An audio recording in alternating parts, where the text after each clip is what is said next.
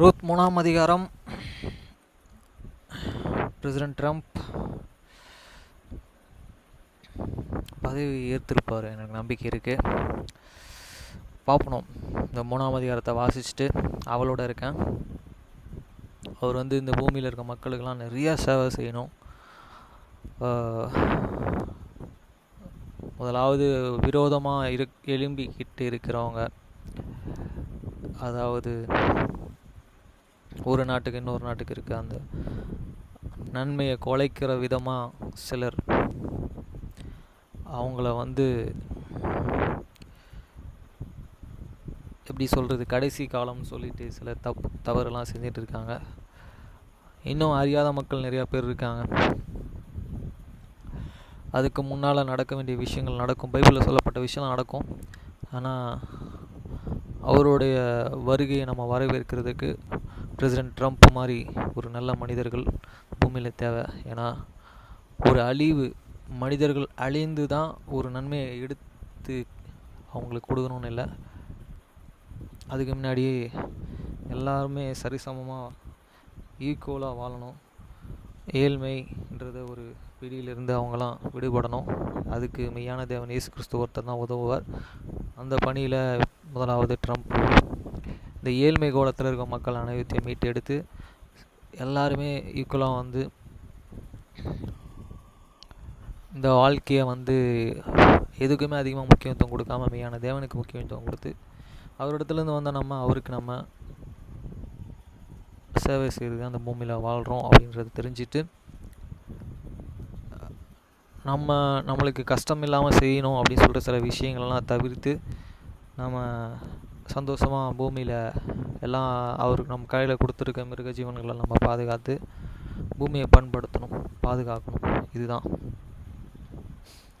ஓகேங்களா ஃப்ரெண்ட்ஸ்? அளவுக்கு அதிகமாக படிப்பு உதவாது, அளவுக்கு அதிகமான பணமும் உதவாது எங்கேயுமே.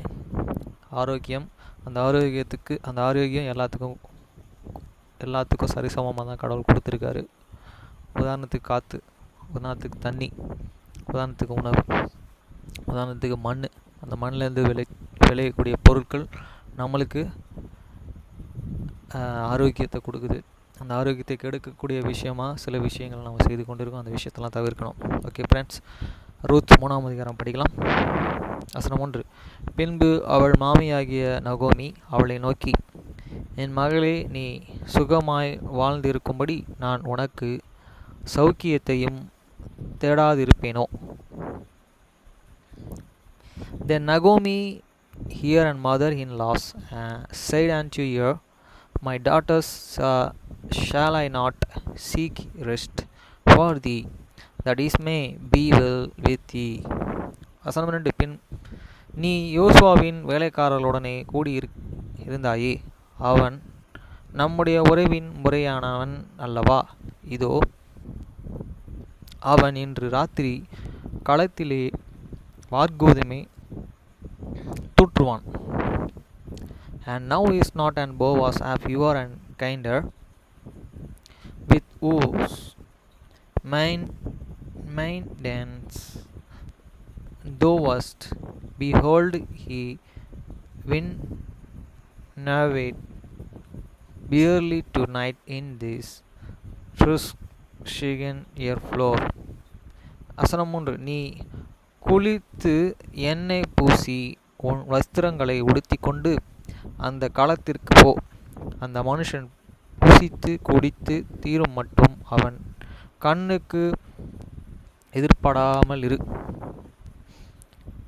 Wash thyself therefore, and anoint thee, and put thee remain upon thee, and get thee down to the floor, but make not thyself now unto the man, until thee shall have done eating and drink.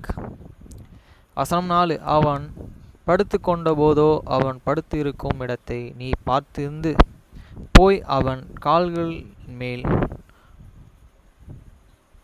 மூடி இருக்கிற போர்வையை ஒதுக்கி நீ படுத்துக்கொள். அப்பொழுது நீ செய்ய வேண்டியது என்ன என்று அவன் உனக்கு சொல்லுவான் என்றாள்.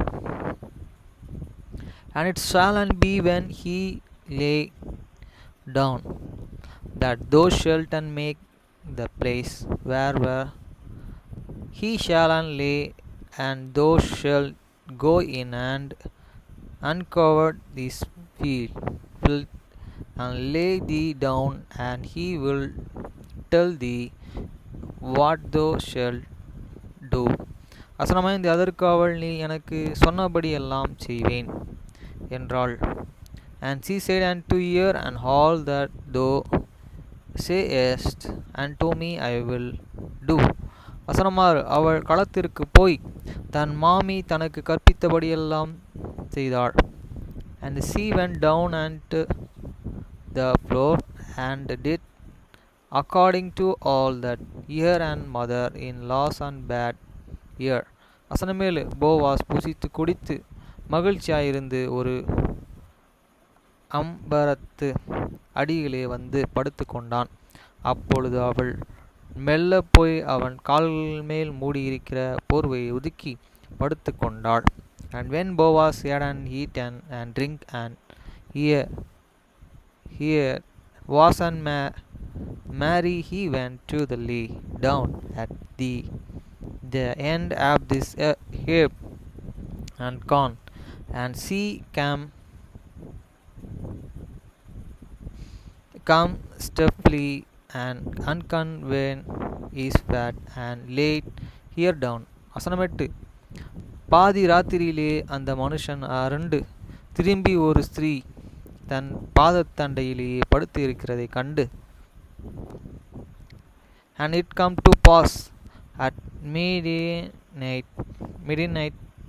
that the man was an afraid and turned himself, and behold, a woman lay at this bed. வசனம் 9, நீ யார் என்று கேட்டான். அவள், நான் உம்முடைய அடியனாகிய ரூத், நீ உம்முடைய அடியன் மேல் உம்முடைய போர்வையை விரியும், நீ சுதந்திரவாளி என்றாள். And he said, who hurt thou? And she answered, I am the Ruth, then he handmaid Sapphira. Therefore they seek over thee handmaid, for thou art a near kinsman. வசனம் 10, அதற்கு அவள், மகளே, நீ கர்த்தராலே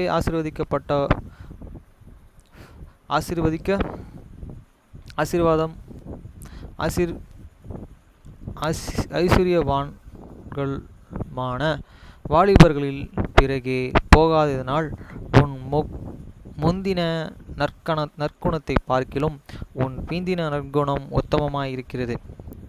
And he said, and blessed be thou of the Lord, my daughter, for thou hast showed more and kindness in the latter and then at that beginning, inasmuch as thou followedst not young man, water, and poor or rich. வசனம் 11, அப்பொழுது மகளே, நீ பயப்படாதே, உனக்கு வேண்டியது எல்லாம் செய்வேன், நீ குணசாலி என்பதை என் எஜமானனாகிய ஊரெல்லோரும் அறிவார்கள். And now my daughters, for not I will do to thee all that thou request, for all the city of my people thou can know that thou had all the victuals woman. வசனம் 12, நான் சுதந்திரவாளி என்பது மெய்தான், ஆனாலும் உன்னிலும் கிட்டின சுதந்திரவாளி ஒருவன் இருக்கிறான். And now it is true that I am the near kinsman, but there is a kinsman near than I. வசனம் 13, ராத்திரிக்கு தங்கியிரு, நாளைக்கு அவன் உன்னை சுதந்திரம் முறையுமாய் விவாகம் பண்ண சம்மதித்தாள் நல்லது.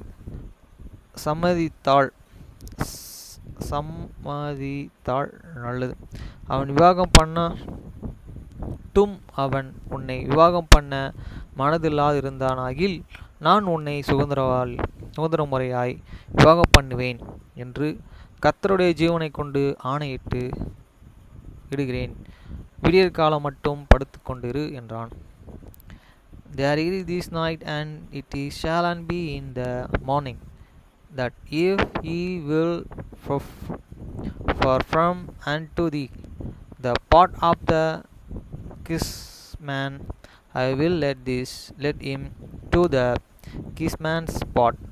But if he will not do the part of the kinsman to thee, then will I do the part of the kinsman to thee. So the Lord I'll leave it lay down until the morning. வசனம் 14.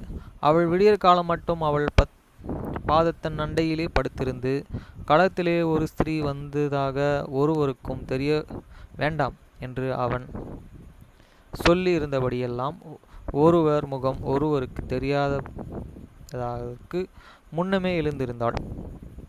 And she lay at this bed until the morning. And she raised up the before one and cloud canoe, another and he said, and let it not be canoe, and that a woman come into the flowers. வசனம் 15. அவன் அவளை நோக்கி, நீ பார்த்து கொண்டிரு, போர்வையை விரித்தபடியே என்றான். அவள் அதை பிடித்தபோது அவன் அதிலே 6 படி வார்கோதுமையை அளந்து போட்டு அவள் மேலே தூக்கிவிட்டு பட்டணத்திற்கு புறப்பட்டு வந்தான். Also he said, and bring the world that is thou hast upon thee, and hold it hand when see hold its. He measured 6 measures of barley and laid it an ear, and she went into the city. வசனம் 16. அவள் தன் மாமியினிடத்திலே வந்தபோதோ அவள் தன் மகளே, உன் செய்தி என்ன என்று கேட்டாள். அப்பொழுது அவள் அந்த மனுஷன் தனக்கு செய்ததையெல்லாம் அவளுக்கு விவரித்தாள். And when she come to her mother-in-laws, she said, who heard thou my daughters? And she told her all that he had done to her. வசனம் 17. மேலும் அவர், நீ உன்